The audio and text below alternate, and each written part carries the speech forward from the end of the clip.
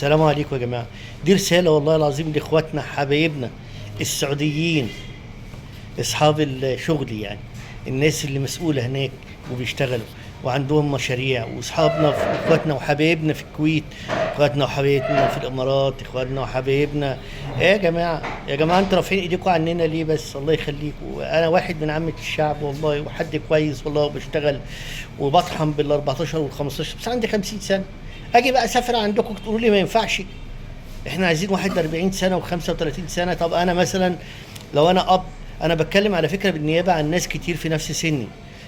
طب لو انا اب وعندي مثلا 3 بنات، اروح ارميهم في البحر؟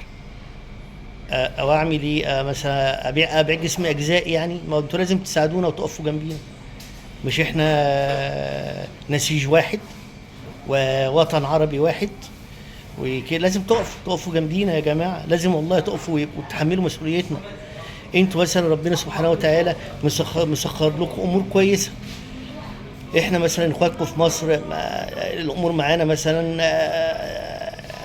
ناشفه حبتين. خدوا وجربونا قبل ما نسافر واقعدوا معانا، لقيتونا ما ننفعش واحنا في سن 50 سنه، ارمونا في قصدي يعني خلاص. مش عايزين. بس لازم تعرفوا ان انتوا يعني اخواتنا في الكويت مانعين المصريين فتره طويله قوي انهم مش ليه. والله في ناس زي محترمه وكويسه كتير. انا بقولش انا محترمه وكويس، يعني في ناس كويسه. ما هو احنا برضو لما نيجي نختار الناس اللي تيجي تشتغل عندنا ما نختارش يعني شباب صغير ما عندوش خبرة في الحياة، ما عندوش اسلوب كلام، ما عندوش واختاروا الاتنين. بس يعني مش كده يعني. انا حاسس ان انا بقيت زي خير الحكومة، وربنا طلقة وتخلصوا مني وغيري. يا اخوانا الله يخليكم، افتحوها علينا بلاش تقفلوها.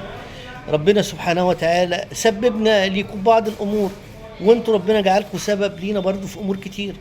فما تحرمناش، ما تحرمناش ان احنا نيجي نعيش في وسطيكوا ونعيش معاكوا. ما هو انا ما مش عارف اقف مثلا، انا وغيري مش هنروح نقف جنب الجامع نطلب حسنه من الناس؟ عايزين نشتغل، لسه فينا صحه ولسه فينا باور ولسه فينا قوه وعندنا من الخبره. انتوا هتحبوها وهتلاقونا ناس محترمه جدا، ما بنضايقش حد، ما كل اللي بنفكر فيه ان احنا نشتغل وننجح.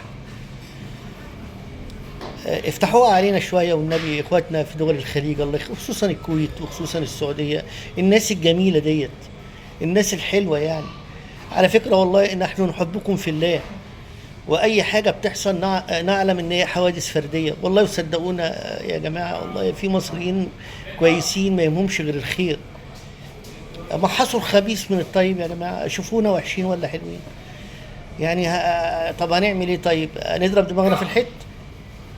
والله هذا هتبقى يعني مش حلوه في حقكم لما يقولوا اخواتكم المصريين الكبار في السن جاعوا ومش لاقيين ياكلوا يعني. امال يا باشا فكهنا بلاعب، فكهنا بلاعب وجمعنا يعني، فكهنا بلعيب من اللي انتوا بتشتروه في الخليج. والله انتوا ناس كويسه جدا ومحترمه، وانا اعرف منكم ناس، بس انا استحي ان انا اطلب شغل من حد، استحي اقول لواحد سفرني. انا برضو بني ادم يعني بس هو الفكره كلها انا عايز واحد بس. معلش انتوا طبعا انتوا مش تقدروا تستعينوا كل المصريين الله يعينكم، بس احنا اولى من الهنود، اولى من مثلا من الروس، اولى من احنا اولى. احنا بنخاف عليكم جدا والله وبنحبكم جدا وعايزينكم تبقوا اجدع ناس. وقفوا جنبينا وساعدوا المصريين. انا مش بشحت والله، انا بطلب شغل او انا بس فعلا في ناس كتير اعرفها يعني مش لاقيين كبروا ومش لاقيين شغل. كل واحد عايز سن صغير، ولا في معاش ولا في حاجه، لان احنا بنشتغل حر، ما عليناش تامينات وعلينا اي حاجه. فلازم بالله عليكم والله اني ابغى اشتغل معاكم يعني. حرروا الدنيا شويه يا جماعه والله. يعني في ناس كتير، هو الفكره ان انا ببص لها. هو دلوقتي حضراتكم عشان تبقوا عارفين، لو واحد عنده 3 بنات ده يجهزهم ازاي؟